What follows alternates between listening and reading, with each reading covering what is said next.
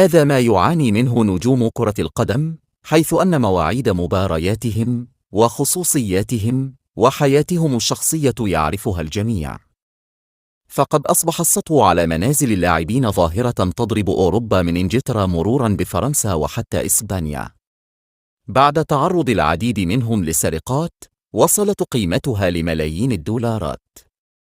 آخر تلك الحوادث التي تم الكشف عنها كان منزل الدولي المغربي سفيان أمرابط بفلورنسا، وفقا لوكالة الأنباء الإيطالية، فقد استغل السارقون غياب أمرابط عن منزله، حيث سافر اللاعب مع فريقه فيورنتينا الإيطالي إلى سويسرا من أجل مواجهة فريق بازل السويسري برسم ذهاب نصف نهائي دوري المؤتمر الأوروبي، حيث توجهت الشرطة الإيطالية لمنزل اللاعب بعد تلقي بلاغ السرقة.